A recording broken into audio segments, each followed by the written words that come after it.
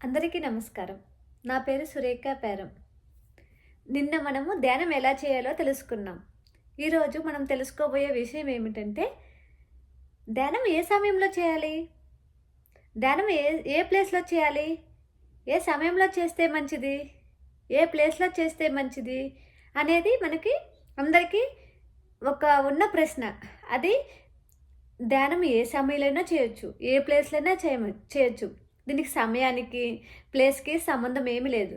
కాకపోతే ఏ సమయంలో చేస్తే మనకి ఎక్కువ మంచి ఫలితాలొస్తాయి అనే విషయాల గురించి, ఏ ప్లేస్‌లో చేస్తే మనకి ఎక్కువ ఫలితం వస్తదనే విషయాల గురించి మనం చక్కగా తెలుసుకున్నాము.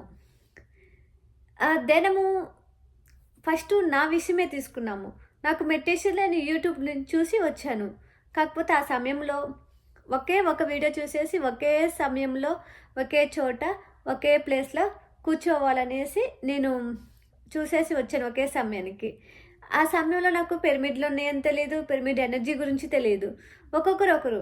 ఇప్పుడు చాలా అవకాశాలున్నాయి. చాలామంది తెలుస్తున్న విషయాల గురించి ప్రతి ఒక్కరికి అన్ని సౌకర్యాలున్నాయి. ఇప్పుడు మనము మనకు తెలియనప్పుడు స్టార్టింగ్‌లో ఎందుకు ఒకే సమయంలో కూర్చోవాలి, మనకి నచ్చిన ప్లేస్‌లో కూర్చోవాలి అనేసి ఎందుకు అనుకుంటామంటే, దానికున్న ఎనర్జీ. ఒకటి క్రమం తప్పకుండా ఒక 42 డేస్ మనం ఏదైతే ఖచ్చితంగా 42 రోజులు ఒకే చోట, ఒకే సమయానికి మనం కూర్చోవడం వల్ల మన ధ్యానం అనేది చక్కగా, మంచిగా కుదురుతుంది. దానికి ఇప్పుడు దాంట్లో ఏ సమయంలో మంచిదనేది విషయం గురించి తెలుసుకున్నాము. మనకి ఎర్లీ మార్నింగ్ మనకి బ్రహ్మముహూర్తం అనేసి అందరూ అంటారు. అది చాలా మంచిది బ్రహ్మముహూర్తం అనేసి ప్రతి ఒక్కరికి మనకి తెలుసు. ఆ సమయంలో బ్రహ్మముహూర్తం అనేది 3:30 to 6 లోపు ఉంటదనమాట. ఆ సమయంలో మనము ఒక క్రమబద్ధకంగా అలవాటు చేసుకుంటే చాలా మంచిది. అప్పుడే మనము నిద్రపోయి ఫ్రెష్‌గా లేస్తాము. ఆ సమయంలో మెడిటేషన్ చేయడం వల్ల ప్రపంచమంతా నిద్రపోతుంది. అంటే అన్నీ ఆ సమయంలో మనల్ని ఎవ్వరు ఏది డిస్టర్బ్ చేయదు. చక్కగా మనము అలవాటు చేసుకోవాలి. కూర్చొనేసి చేయగలిగేటట్టు. ఫస్టు లేవడానికి ఇబ్బంది అనిపించినా గానీ, మనం ఒక రోజు లేయటం వల్ల ఒక అలవాటు అయ్యేసి చాలా ఎంత ఆనందంగా అనిపిస్తదంటే, ఆ సమయంలో మెడిటేషన్ చేస్తే ఎంత ఆనందంగా అది మనకి ఇంకా మనసులో నిలిసిపోయిద్ది. ధ్యానం కూడా అంత చక్కగా కుదురుతుంది ఆ సమయంలో. ఎందుకంటే మనల్నికి ఏ టెన్షన్స్ ఉండదు. అంటే ఇప్పుడు పిల్లలు లేస్తారన్నా, పిల్లలకి స్కూల్‌కి బాక్స్‌లు అనేసి, లేకుంటే హస్బెండ్‌కి ఆఫీస్‌కి ఇవి అనేసి, లేకుంటే ఇతర పనులుంటాయి అనేసి ఏ టెన్షన్ ఉండదు. ఆ సమయంలో అందరూ నిద్రపోతారు.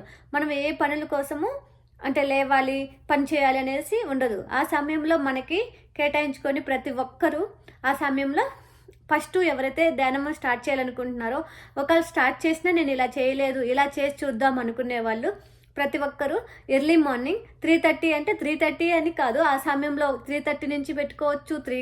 అంటే ఎంత సమయమైనా మీకు ఆ సమయంలో 3:30 నుంచి 6:30 లోపు మీరు ధ్యానం చేయడానికి మంచిదిగా ఎంచుకోవచ్చనమాట.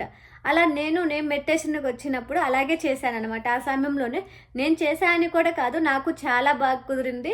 అది మంచి ముహూర్తమని నాకు అట్లా అవన్నీ అప్పుడు ఆ సమయంలో తెలీదు. నాకు ఆ సమయము ఎవరు నన్ను డిస్టర్బ్ చేయరు. నాకు ఆ సమయం మంచిదని చూజ్ చేసుకున్నాను. తెలియకుండా చూజ్ చేసుకున్నా కానీ చాలా చాలా బాగా అనిపించింది.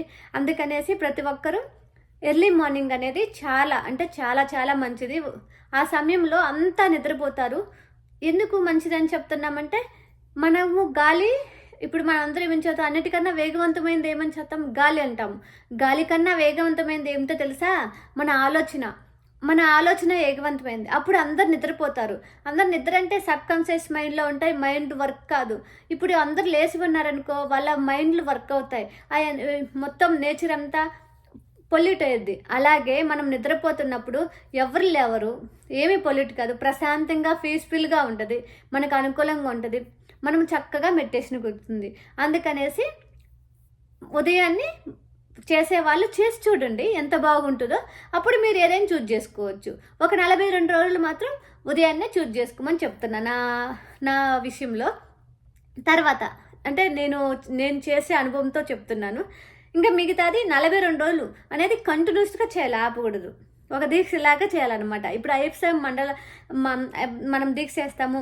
ఖచ్చితంగా 40 రోజులు వేస్తామా? హనుమాన్ చాలీసా దీక్ష తీసుకుంటే 40 రోజులు అట్లా ఒక మండలం లాగా మనం అనేది అదే దాన్ని నియమ నిబంధనలతో అన్ని చేస్తాం కదా, అలాగే మనము ఖచ్చితంగా అంటే నిజాయితీగా చేయాలి. అది ఏ ప్లేస్లో చేయాలనే విషయానికి వస్తే ఆ సమయంలో నాకు పిరమిడ్ ఉందని కూడా తెలియదు నేను చేసే సమయంలో. అప్పుడు నేను కూర్చొనేసి నాకు నచ్చిన ప్లేసు మనకి చాలామందికి పూజా గదిలో ఇష్టం ఉంటుంది. అంటే ఇప్పుడు పిరమిడ్‌లో అన్నిటికన్నా ఉత్తమమైనది ఏంటంటే పిరమిడ్ ఉంటే చాలా మంచిది. పిరమిడ్ దగ్గరగా ఉన్నా, మీ ఇంట్లో పిరమిడ్ ఉన్నా, ఇంట్లో కొంతమంది పిరమిడ్ కట్టించుకుంటారు. లేకుంటే ఇలా మనము ఇక్కడైతే మేము పెట్టుకున్నాం పిరమిడ్‌ని. అంటే ఇలా కాపర్ పిరమిడ్‌ని మేము చేయించుకున్నాము. అలాగైనా మీరు ఏదైనా పిరమిడ్‌లో కూర్చొని చేయడం చాలా మంచిది. పిరమిడ్లో కూడా కింగ్ ఛాంబర్ అని మనం కట్టించుకుంటాము. అది దాంట్లో ఇంకా మంచిగా ఉంటుంది.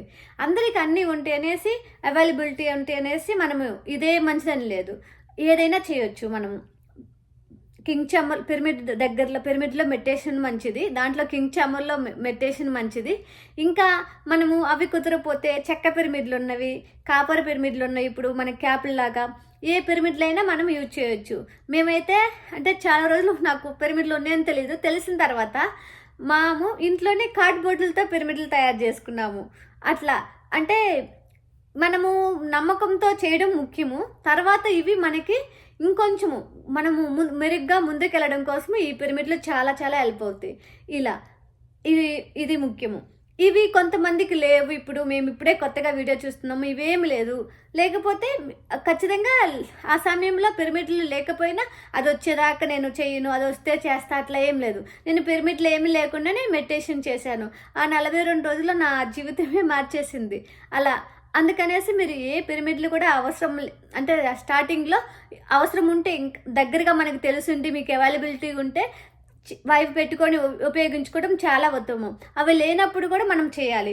మనం చేస్తూ వెళ్తూ ఉంటే మనము తెలిసిన తర్వాత అవి మనం మళ్ళీ మన లైఫ్లో యాడ్ చేసుకుంటూ వాటి ద్వారా వచ్చే ఎనర్జీని కూడా మనము రిసీవ్ చేసుకుంటూ మనం యూజ్ చేసుకోవచ్చు.